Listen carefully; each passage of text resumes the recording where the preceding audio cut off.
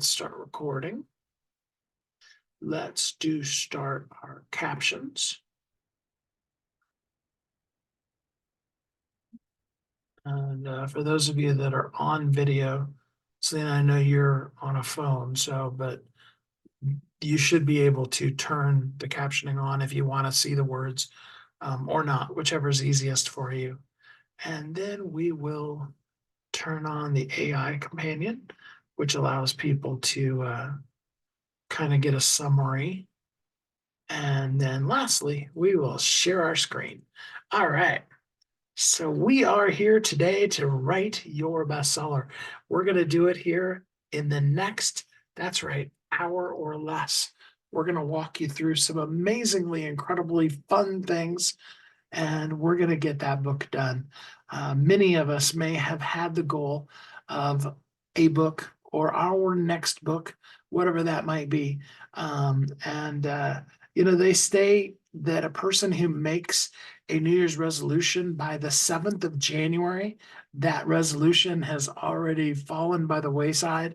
We say we're going to lose weight and then we, stop dieting by the end of the first week or whatever that might be. But we know that this particular situation is something that's so powerful and so impactful for you. And if you do have questions, absolutely feel free to pop in and ask the questions. But I'm going to encourage you, at the end, we're going to do a Q&A, and even more so, at the end of this, I've got an extra special bonus. Now, throughout the course of time, I'm going to give you some opportunities for some things that we can do. But at the very, very end, I've got an extra special bonus for anybody that sticks to the very end. So stick with me if you can. If you can't, you can catch it on the replay. But I'm really excited to have you here with us as we write your bestseller. So just to start off a little bit here, let's take a look at the concept of best-selling books. And this is just some slides that I put together that show just a few of the covers from the books. The first year that I did this as a wide program, meaning available to literally everyone in the world. I used to do it exclusively just for one-on-one clients.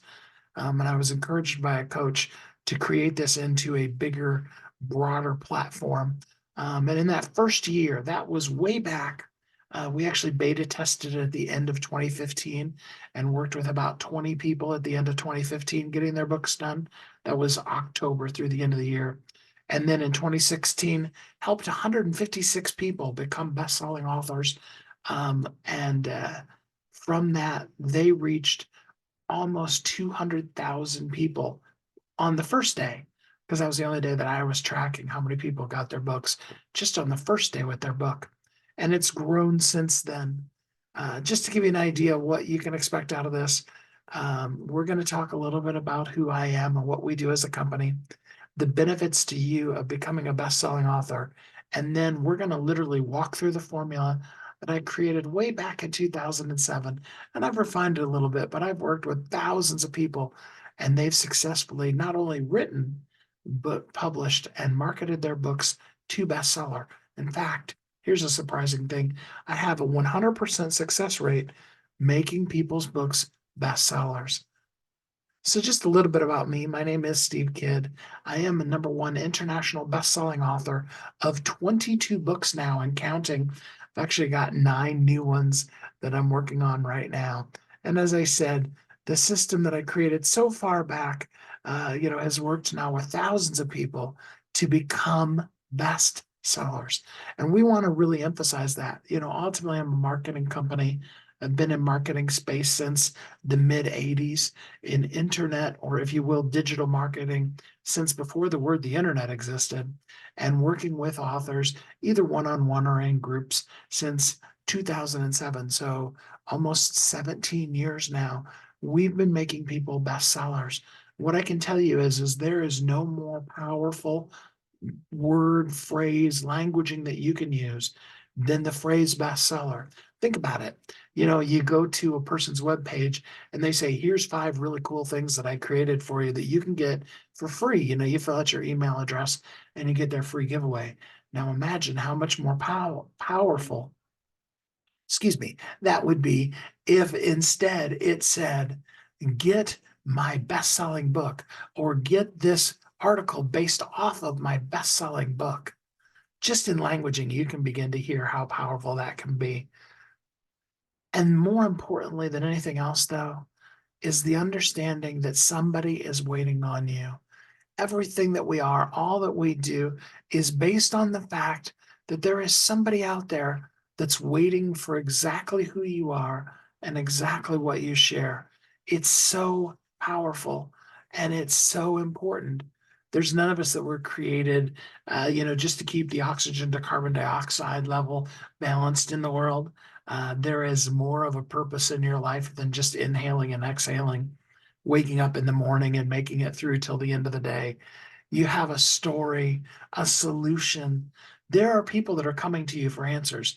Now, a lot of times we discount that because we're like, well, the only people I've ever worked with are friends and family.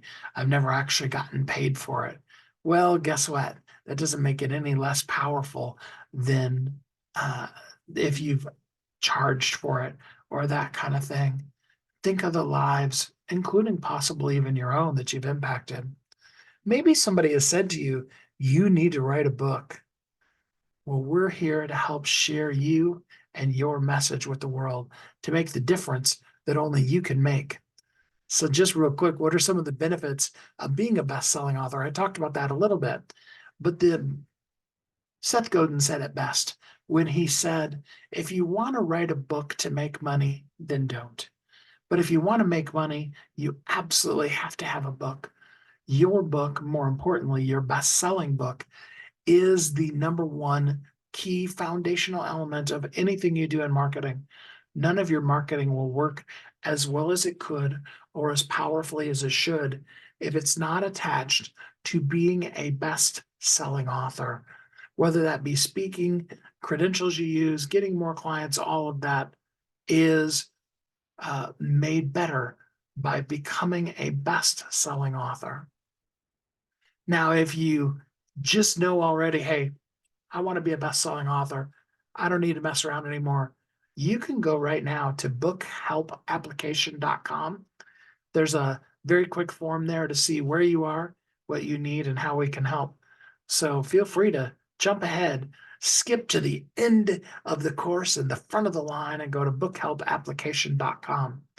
Right now, though, let's talk a little bit about a few of the people that I've worked with, some of the experiences that they've had.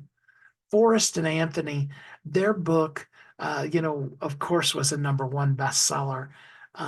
The cool part about what they did with their book is they created a whole new division of their company based off the content of their book.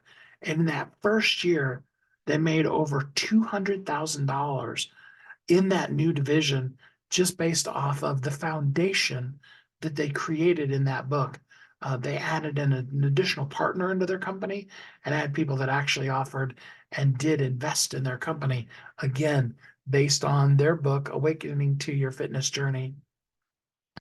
And then there's Pastor Andrea Humphrey. She has the notoriety of potentially being the book that went to the absolute highest level of any book that I've ever done. It wasn't just a #1 bestseller. It was number 84 out of all books on the entirety of Amazon. That's right. All of the tens of millions of books on Amazon, hers was number 84 out of all of those books. Pretty amazing, huh? One of the things that she found was not only the bump in respect and credibility, but also the other books she had already written. People began to start buying those too. People were saying to her, we didn't even know you had a book, and now we've got several that you can get. Some of you that are from the UK may have heard of Stuart Ross. Stuart Ross, I'm told, is the equivalent of Tony Robbins here in the United States. Of all the amazing things he's done, the one thing Stuart hadn't done is he hadn't become a bestseller. So we worked with him and helped him put out his book, Growth Hacks, and make it a bestseller. And then there's Dr. Alicia Griffith, who went with her book. And in that very first day, her book, Amazing Gift, became a bestseller and led her to being interviewed her very first interview on a nationally syndicated television station. So we're not even talking a radio or a podcast. We're talking a major national radio TV show had her on talking about her book. And since then, she's been on both the Today Show and Good Morning America, again, talking about autism, something that she was an expert in, and then had a child who was born autistic. And now she wrote the book on it. And she is the first one to say that it gives her more credibility being a best-selling author than she's gotten out of all the credentials and all the years she spent in her field. And I'd be remiss if we didn't talk about Carl Michelle. Carl's book, 365 Hip Hop, I haven't looked at it since last week. Last week when I looked at it, it was about number 15 in one category and in the 20s in the other. Most of the time when I look, it's in the top 10. The book came out January 1st, 2016, immediately became a best-selling book, but it stayed on the bestseller list ever since then. I've never been a time when I've gone there and seen his book not been on there. It's allowed him the ability to get endorsements from Lauryn Hill, 50 Cent, Common. He's been on Charlemagne the God's show. He's been on MTV a couple of times, even made an appearance at the White House because of the power of his book. So keep in mind, we don't write books, we write best sellers. And again, if you want to just jump ahead of the line, you can go bookhelpapplication.com and you can just figure out how you can get your book done right now. We have a secret formula that we would love to work with you wherever you're at. We can help you be able to get your book done in as little as 30 days with almost no work on your part. We've really worked on it because we know you're busy. We know you have a lot of things going on in your life, but we also know that you absolutely need that book done. And we have a system for you. And the system is designed to help you write what consumers are looking for that will, of course, be a bestseller, but is also designed on purpose to help you write a book that you love. It's a predictable formula, works every time. I talked about earlier about the 4,000 plus people I've worked with.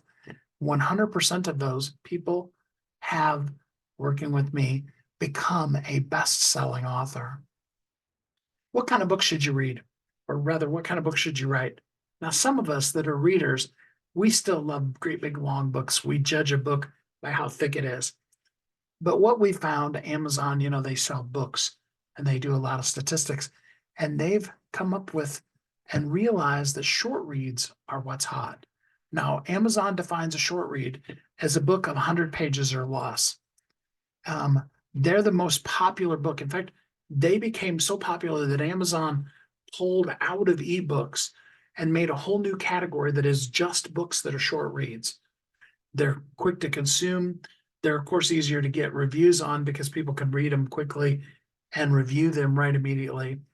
And that's really in a Twitter world, where we have conversations, 280 characters or less at a time. We can really take a point. I want you to hear this.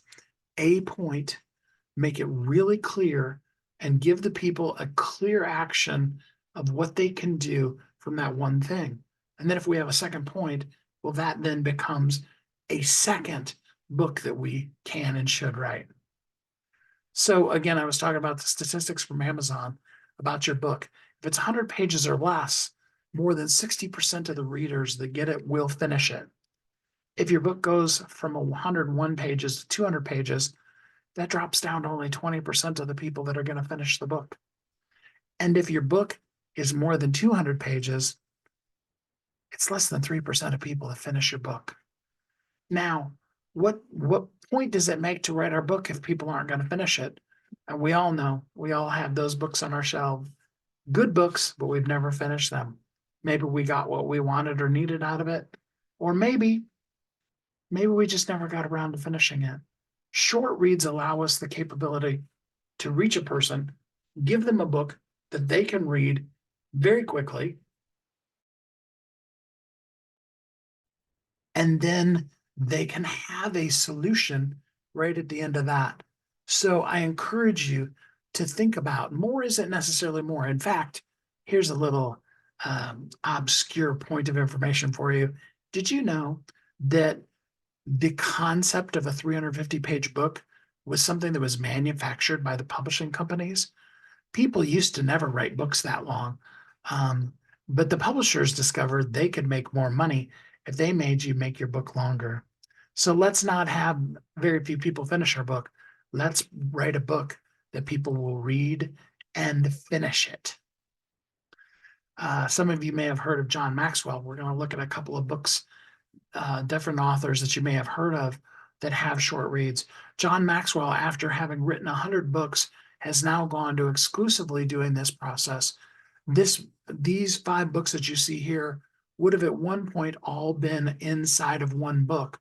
And he's taken what would have been a chapter or a section out of a longer book and broken them down into little books. The people in his organization will then refer to it as the blue book or the green book or that kind of a thing. It allows him the ability to focus on one point, and then when we move to the next point, we make it another book. Seth Godin, I referred to him earlier. Seth has over 25 books. 5 of those are less than 100 pages. All of them are considered to be short reads. There are a lot of places that will stretch short read to 150 or 160 pages. V is for Vulnerable, which if you haven't read that book, oh my gosh, such a great book. Seth Godin, V is for Vulnerable. There you go. There's my book recommendation for the day. V is for Vulnerable is a 64-page book, and it's a New York Times bestseller. And of course, it was an Amazon bestseller too. Have any of you read Gifts of Imperfection by Brene Brown? Gifts of Imperfection is technically a 160-page book. If you haven't, you should get it, even if you're just at the library and you just look at it. It has huge, wide margins, 1 inch all the way around. The chapters start about halfway down each page. They did a lot of really cool formatting things to make the book longer than what it would have been in shorter, less expanded, if you will, formatting. But of course, the book was the editor's best book of the month. It's been highlighted by Oprah, been on the New York Times bestseller list. And then, have you ever been referred and had the concept of reading the book for work, Who Moved My Cheese? This 28 million copies sold worldwide, 44 different languages book. It's just 96 little pages. 95, it says here in the thing. Those little pages give us the capability to be able to get a really powerful business book in large print and still be able to have time to do our job. It's used often by companies to kind of set up the, if you will, culture document for their company. And for some of you, you may be thinking, how can I make the culture for my company a little better? How about if you wrote a book that was all about your journey in creating the company, your intention with the company, all of those kind of things, and made that the culture document? So rather than Who Moved My Cheese or Think and Grow Rich, you actually had the people write, or rather read, your book. And then I leave this one in because it's really fun. It's called Marketing in Less Than 1,000 Words. The book is literally 999 words, 6 little pages. But if you want to get some starter information on marketing, I can tell you as a professional marketer, it had some really, really great information in it. And over 40,000 people have downloaded it. It has a ton of reviews. Amazing little book, Marketing in Less Than 1,000 Words. So you might be asking yourself, all right, you gave us all this information, Steve, but I came here to write my book in 1 hour and time's already ticked by. So what should I write? Well, what do you want to be known for? What are the things or thing that you're focused on for this year? Sometimes the easiest way to figure it out is ask yourself the question, if you were sitting next to the ideal client, that perfect person that you could help them with exactly the thing they're struggling with, what would be the one thing you want to make sure you tell them? Of all the things you could tell somebody you can help, What is the most important? What is that one thing? Now, do you need help figuring this out? Because if you do, guess who's here to help you? That's right. That's what I do all day long. I work with people, helping them figure out, well, what even should I write? Who even is this ideal person that I'm sitting next to know what they want? If you need help with that, again, bookhelpapplication.com. I'm glad to help you out. And again, if you stick to the end, I've got a special secret surprise only for people who stick around to the very end, but I'm going to give you an opportunity. So I want you to grab a pen and paper if you don't have it already, because we're going to rate your book. First thing I want you to do is in the middle of the paper. Now, I've seen people do this with sticky notes on the backs of napkins, whiteboards, you name it, whatever you've got. Make a great big circle in the middle of the page. This is going to be our bullseye. Maybe you already have a working title for your book. Maybe you were like, I want to write this book on. Okay, well, then put that in the middle of the circle. If you don't, ask yourself, what's that thing that I'm really passionate about? Or maybe even ask yourself, what's that thing that is super easy for me? Often we find that the thing that is the easiest for us, that we never even thought about writing a book on, is the very thing that our ideal client is up late nights worrying about, wondering how they could do, because they haven't read your book. They haven't been in your program. They haven't learned it from you yet. So put that in the middle of our bullseye. That's going to be our target. Now, what I want you to do is draw 4 lines, north, south, east, and west, if you want to think about it that way.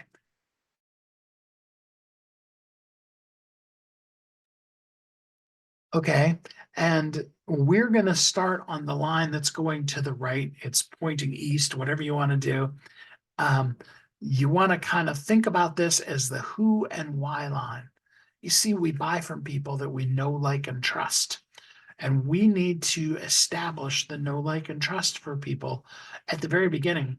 Now, if you happen to be writing a fiction book, a lot of people are like, well, this all seems like it's only for nonfiction. Well, the truth of the matter is this 4-step process is the process for literally every book in the world.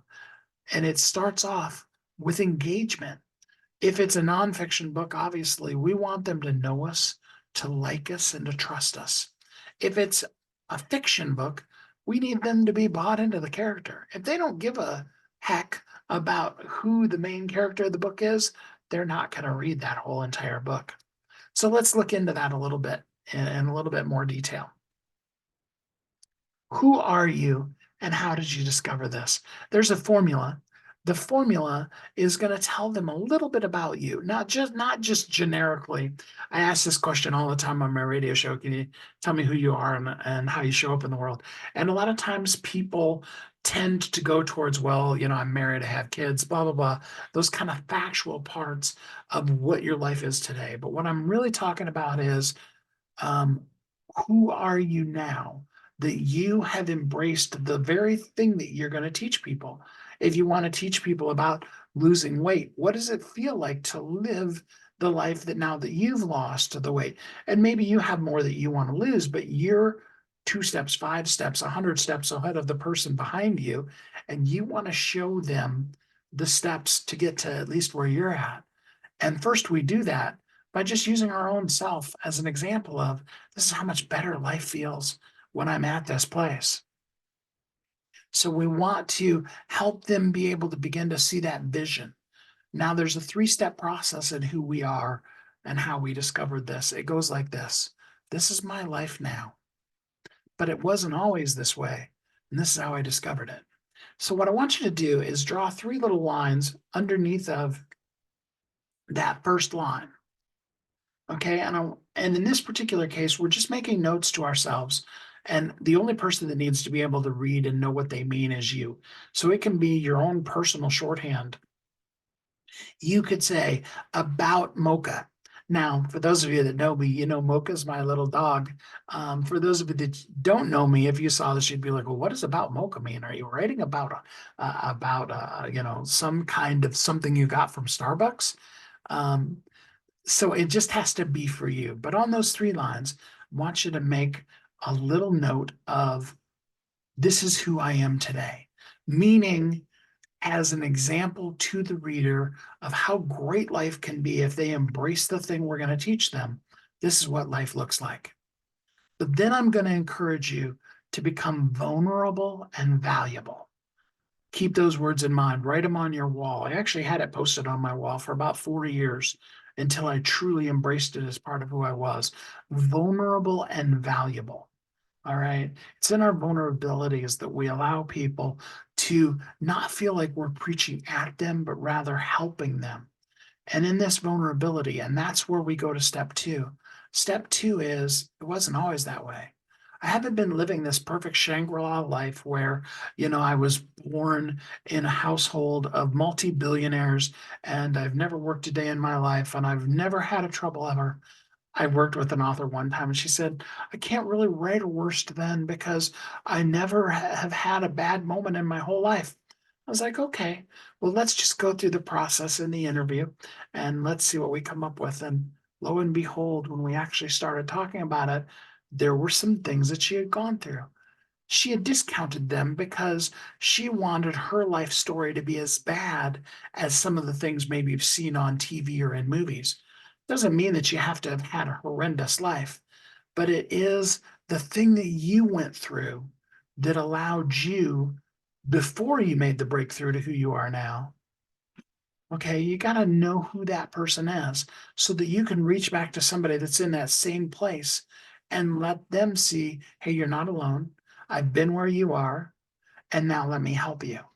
Okay, so that's number two. So this is who I am today, but it hasn't always been that way. And then the third piece of it is, but this is what I learned.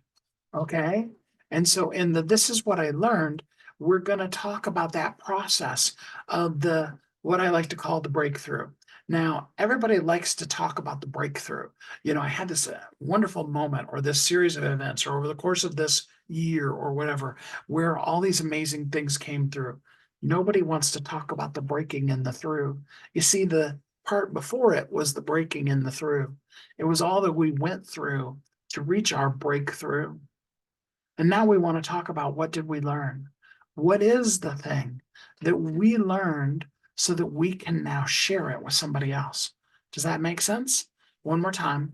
This is who I am today, but it hasn't always been that way. And this is what I learned. Okay? We're going to move on to the next one. Section 2. Now, this is going to be our line going down, pointing south, whichever way you want to talk about it. What does this solve? Does it allow you to make more money, have greater joy, deeper meaning? What is the one thing? What does your ideal client need? Where are they? And where do they need to go? Do you know that?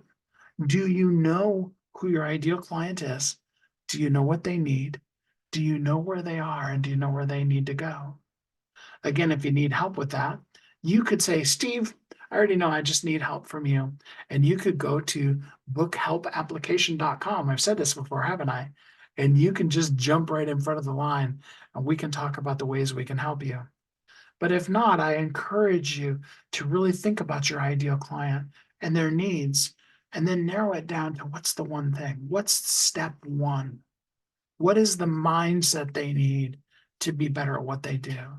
I always at this section begin to start talking about the concept of what if you're going to write a simple book on why you need to drink more water on a regular basis.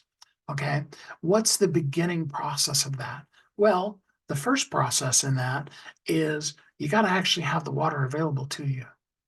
Well, what I discovered when I was teaching this one time in one of these seminars actually is there's actually a step before that.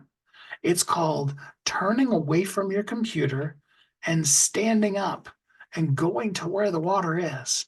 It doesn't just magically appear. You can't just set it as a goal and all of a sudden water bottles are there next to you. No, actually, you have to turn away from the computer and the next message that we always get.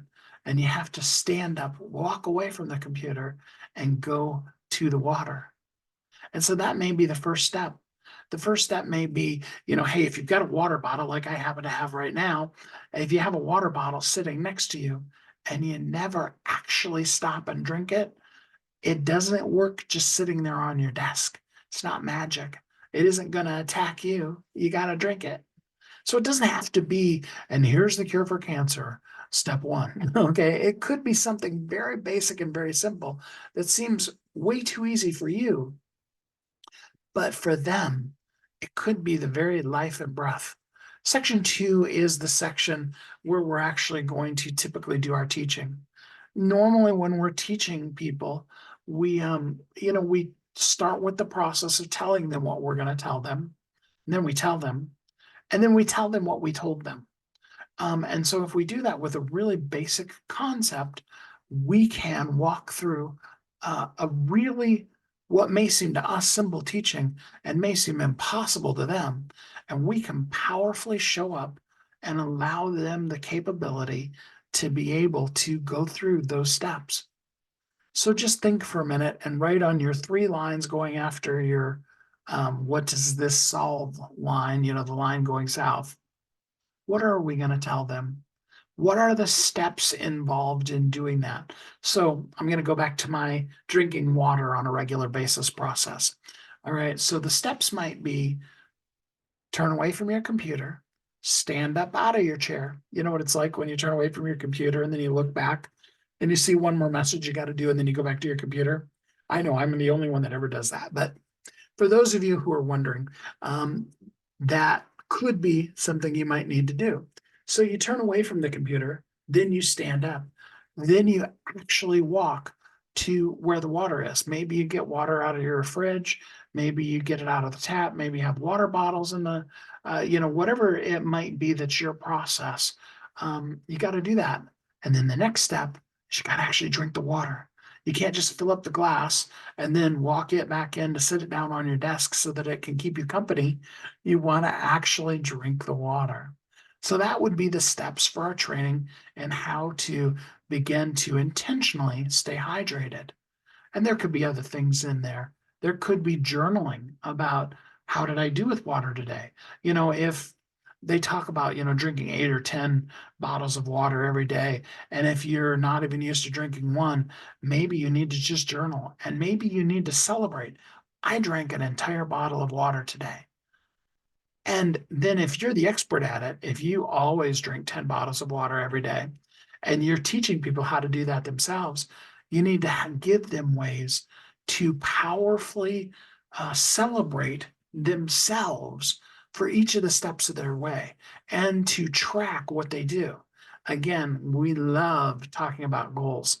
Judy, who's here on the call with us, is our goal lady. She would love nothing better than to spend once a week, maybe not every day, but once a week meeting with you and helping you track your goals, follow your goals, reach your goals, and celebrate every step of the way. You see, we know that a goal, like say, for example, the goal of accomplishing your book, a goal is only as good as the action that you put with it. But it also involves celebrating the steps you're taking. All too often, it's easy to get discouraged because we've made all these steps, but we're not at the end of the journey. Here's the secret. The end of the journey of our life is not someplace you want to race to because there's only one end. I don't think I have to go into more detail to that, do I? And so throughout the whole journey, we're continuing to learn and strive and grow. And we need to celebrate each of the steps. Even sometimes we need to celebrate the failures. Sometimes in the quote unquote failures, we learn the greatest of all things. So, what is your book going to teach them? This is the whole teaching part. Now, what I will tell you is these are 4 sections. These are not 4 chapters. Okay, so your section 1, your This Is Who I Am, may have been very short or it may have been very long. There may have been really interesting stuff that you went through for years and years and years. When we talk about it wasn't always that way, that may be almost the entirety of the story. Okay. There are even some that I work with, that they're writing memoirs or they're writing fiction stories because nobody would believe it was true if you wrote it as a real story. And they spend almost all of the time, and this is what I went through. Okay. So these are sections. For coaches, often the section 2 is the real meat and potatoes. It's the longest piece of the pie for them. But don't judge yourself as to how much is there. It's just purely a matter of this is the one thing. We want to take that point, make it really clear, and then keep in mind, and we haven't gotten to action yet, but we're going to give them an action they can take when they're done with the book. Now, we do want to teach them the steps of how to be able to do the thing, but then we're also going to leave them in action. Okay. So, number 3, section 3 is what is the downside if you don't do this? This is the part that most of us miss in our books. And this is really the difference between a kind of book and a really powerful book. And a lot of times we're afraid to do this. Or the flip side to it is we do this too much.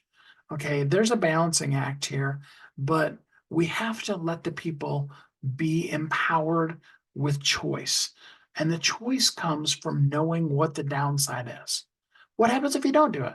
I just taught you this amazing way of how to be able to move away from your computer and walk over to the kitchen and get water and begin to drink it. And if you do that 3 times a day, you then will create the habit to be able to drink 3 glasses of water a day. There you go. I just taught that to you. I just made up that course right here while we were in the webinar today. Okay. But now what I would do in this is, well, what happens if you don't? Now, with the thing you're teaching, that may be more stress, less money. If we were talking about water, it might be being dehydrated. It could be that you would have headaches. I did a whole interview with a person on my radio show that was talking about the liquid necessity of your brain function, and that, like unoiled gears, your brain doesn't work as well if you don't drink enough water. I mean, that was what they talked about on the show. So this would be the kind of things we would tell them. Now, what are some ways to know what the downside is? Think about a few things like this. If you could go back in time, and I'm not saying you don't have an amazing life and that you need to change your life, but if you could go back in time and give that silly, maybe stupid, younger version of yourself, maybe 16, 18, 20, last week, whatever it might be, if you could give you advice, what advice would you give you? Now, I'm not saying what advice would you follow, because if you would have followed that, there was probably somebody in your life who told you that then, and as a younger person, you didn't follow it. But with the wisdom that you have now, what advice would you give? Does that make sense? Okay. Also, in this section is a great place to put when we work with people. Have you ever had anybody say to you, "Oh, I wish I would have met you sooner," right? You teach them something amazing, and then they say, "Oh man, I wish I would have met you sooner. I would have saved myself all this time, energy, money, because I did, and I went all the way down this horrible rabbit hole, or I spent all this money on this thing that doesn't work at all, and now I have to start all over." We can save them the scar tissue that we have of having not done that by simply telling them, well, this is what it's going to look like if you don't, and then empowering them in choice. All books have this. Fiction books have this too. Think about all of the best of movies. In plays, we call this the Act 2 downturn. If you think about it in movies, this is where Han Solo, Luke Skywalker, and Chewbacca are in the trash compactor, and it's just about gonna squeeze them. And the droids outside trying to open the doors, they hear a scream, and C-3PO says, "Oh, I've killed my master." Now, those of you that have never seen Star Trek, or Star Wars, you've never understood what that was. But for the rest of you that are maybe remember Star Wars, from when you were a kid or last week, whenever you saw it. You understand that downturn, that anticipation, and even a little bit of fear that it creates in there. Okay, so this is our section 3, why I wish I did it sooner, what happens if you don't. And we're just going to make 3 little lines and make some notes of this is what's going to happen if you don't. This is what life will look like if you continue going down that road. You may be okay now, but let me tell you with my looking glass that when you continue down this path, here's what's coming next. Okay? Now we're going to move into section 4, and section 4 is all about action. What key things can they do right now, today? All right, now we want to, as I've said many times, take one point, make it really clear, and give them a clear action for that thing. The action may have 1 to 5 steps in it. Okay, so going back to my water example, the steps were turn away from your computer, stand up, walk around your desk, go out to the kitchen, get the water, drink the water, then come back to your desk. Okay, that was the steps of doing that one thing, of intentionally. So the one action is make an intention that every day you are going to intentionally go out and drink water and have water on your desk, and you're going to and do these things to be able to intentionally drink water. Now, I use something like water because I want to eliminate it down to something that maybe seems even ludicrously easy for you, because the more that I do it that way, it relieves from you feeling like you have to write a book that is the answer to world hunger and the cure for cancer and those kind of things. It isn't that. It's just purely about being the solution for the person struggling with the thing that you struggled with too. So we want them to be practical. And then we're going to give them 2 types of actions. Number 1, we want to have an action at the end of our book that is something they can set down the book and they can do without any help from you. They can do it right now immediately. So like throughout the course of all of this, I've been giving you actions of how you can immediately write your book. All right. And we're going to move on a little bit with that here in a little bit. And I'm going to give you an immediate action you can take today. Second, the other action is what can they do next with you? So maybe you have book 2 in your series, or maybe you have a group that they should join, or maybe you have a coaching program. Whatever that might be, what is the logical step that your book leads to? This is called strategy. And see, I told you, I've been a marketer for 37 years. What is your strategy for your book? Not just, hey, I had this cool story. I mean, sometimes we write books that they're just fun. We have this fun or funny thing come to our mind and we write that. But for your book that you're using for your business or to improve your life or those kind of things, we want to have a strategy behind it. What is the strategy for your book? How do you come up with that strategy? How do you know? You see, we've got to be intentional with our marketing. Do you have an intentional strategy and marketing intention for your book? So now we have our line 4 and our 3 lines off of it that are talking about, the immediate action that they can take, the action they can take with us, and possibly what is our next thing we're going to be developing now that we have our book. How are we going to use the book? Are we going to use the book as our free giveaway? Get my free best-selling book, in order to join this or that. We could also put in there, okay, now that I've got the book written, next I want to make it a bestseller. So the 3 actions are the immediate action they can take, the reader can take after setting down the book, the next action with you, and what is your intentional next action you're going to do with the book. Does that make sense? All right.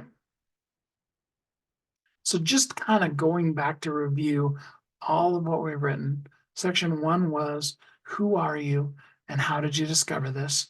Section 2 is, what does this solve? What's the answer? What's the meat and potatoes? Section 3 is, what's the downside if you don't do it? And section 4 is, what can they do right here, right now, today? Now, let me ask you, you can even put the answer in the chat if you'd like to. Which of these areas do you need help completing? You've made great notes for yourself, but maybe there was one of those sections that you're like, I'm not really sure what to write there, Steve. Do you have any questions, any places? Feel free to put in the chat the area that you need the most help completing, fleshing out, filling out, knowing more. And then lastly, we want to add in stories along with all of the factual information. We want to have stories from our own life, from the lives of the people we've worked with that are relatable, that help people really relate to each of those sections. So each of the 4 sections, we're going to have a story. But how do you decide which story is best? If this is your first book, how do you know? So basically, in the corners, if you just write a note to yourself of the story that you can add with each of those sections, and it could be, tell the story about Aunt Jan. Oh, yes, Aunt Jan, she's going to totally emphasize what I mean when I talk about, the worst then. Again, it just needs to be a note that you understand. And then guess what? Congratulations. We said we were going to write your bestseller in 1 hour. Spent about 50 minutes. You have the rough draft of your book. You wrote your entire book in 1 hour. Now, what do you do from here? Well, I encourage you to think like a billionaire. Has anybody ever heard of Sir Richard Branson? Bet you have. Did you know that he uses Speak to Write for every single one of his books? He doesn't take the time to sit down with pen and paper or keyboard and type out the book. He's busy. He's busy doing the things that he's meant to do in the world. But he has books. And he uses the power of speaking to write. You can take an interview, turn that interview into a book in as little as 30 days.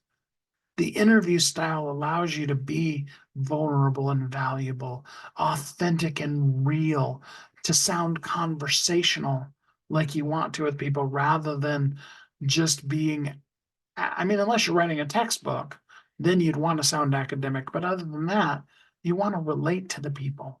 And you want it, of course, to be in your words. And if you speak it out, then it really truly is your words. So what are you going to do with your book? Do you have a plan? We talked about it a little bit ago. What is your strategy? Because someone's waiting on you. They've been waiting for a day, a week, a month, years sometimes. It's very likely that there is somebody on Google right now searching for the thing that you do so well, so easily, that it may not even have been what you just outlined in the process we went through. Somebody's waiting on you, and they're going to keep having struggles until you, as who you are, say that thing. You may say it the same exact way that thousands of other people have said it, but because you said it, it's going to make all the difference in the world with that person. So whether your book is 10 years old or you haven't started at all, guess what? I have a process for you. We can help. The question is, are you ready? Do you understand that someone is waiting on you, that they need this book? They need it right now. They wish you had already put it out for the beginning of this year. But every minute that you take, they're waiting on you. So I encourage you, if you haven't already, go to bookhelpapplication.com. Fill out that short little application. that lets us know who you are, where you are, and how we can help you. And from that, we're going to jump in and help you get your book done. It doesn't have to be difficult. It's actually a very easy process. The system I've designed is actually designed so that in 5 hours or less of your time, your entire book will be written, edited, developed, published, marketed to bestseller, and all of that stuff. We have a system for all of it. It's a done for you program. I do also have done with you programs, taught to you programs, and even if you've already got a book, I can still help your book no matter how long it's been out. I can help market you. So the question is, where are you? What do you need to complete your book? Because again, somebody's waiting on you. So don't wait. Go to bookhelpapplication.com. Let me know how we can help you. And oh, by the way, bestseller is guaranteed. Now, here is a secret special bonus because you stayed all the way to the end. Thanks. I appreciate you. You're awesome. I'm so confident that the course will work with you that I'm going to give you 15 minutes free with me to help you decide, to answer your questions, to do anything that you need to do to advance you in the world. I'm here. I'm going to bring my 37 years of marketing experience to you absolutely for free. All you've got to do is go to askstevekid.com and hop on my schedule. It's going to give you 15 minutes to do anything, discuss anything you want. If you're not quite ready to go to bookhelpapplication.com, then go to askstevekid.com and get that free 15 minutes from me, and I'll be glad to help you out. And for the rest of you, somebody's waiting on you. Let's get that application put in. Let's figure out what you need, and let's get your book done. Let's get it done right now because the world so needs you. And let me be the first one on behalf of those people you're going to help. Let me be the one to tell you thank you for the words you've written, for the things you've done, and for the difference that you're making in the world that only you can make. Thank you so much. Now look at that. It's been an hour and you wrote your book. So does anybody have any questions before we end our session today?